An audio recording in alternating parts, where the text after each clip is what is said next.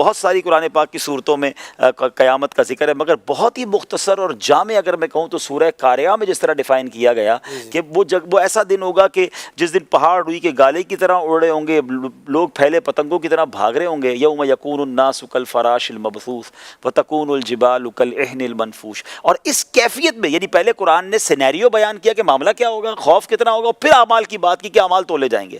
تو اب step by step سوچے پھر پلسرات سے گزرنا. تو اب اتنی ساری پرابلمز ہیں، سولوشن کیا ہے؟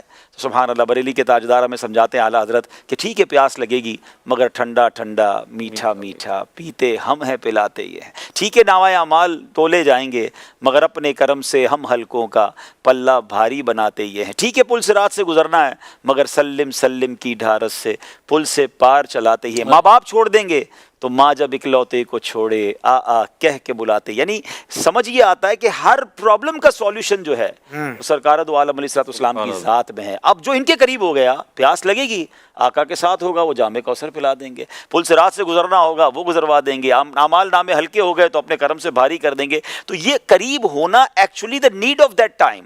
قیامت کے دن ہم سب کے لیے ضروری ہے کہ ہم نبی پاک کے قریب ہوں. اور ایک اور میں عشق والی بات کروں اشفاق بھائی، ایک شعر بچپن سے سن رہے تھے مگر میں ایک بار وہ روایت پڑھ رہا تھا قیامت کے حوالے سے، تو اس میں آیا کہ جو نبی پاک علیہ السلام کو لواء الحمد عطا کیا جائے گا نا، یہ سینکڑوں میل، یعنی اگر گھڑ سوار گھوڑا دوڑاتا رہے تو سینکڑوں میل جتنا فاصلہ طے کرے گا، یہ اتنا بڑا پرچم ہوگا. اچھا اب اتنا بڑا پرچم ہوگا تو میں پھر سوچنے لگا کہ مینا کے اندر جو گئے حج پر گئے ان کو پتا ہے کہ وہاں جب لاکھوں لوگ ہوتے ہیں نا تو ان کو اپنا خیمہ تلاش کرنے کے لیے اوپر ایک بڑا سا بلون لگا دیا جاتا ہے، بڑا سا پرچم لگا دیا جو دور سے بتاتا ہے کہ یہ ہمارا خیمہ ہے. تو یہ تو 25 لاکھ لوگوں کے لیے حال یہ ہو جاتا ہے. وہاں تو اربوں 8 ارب لوگ تو ابھی ہیں، دنیا میں اربوں خربوں لوگ آئیں گے، سارے وہاں ہوں گے.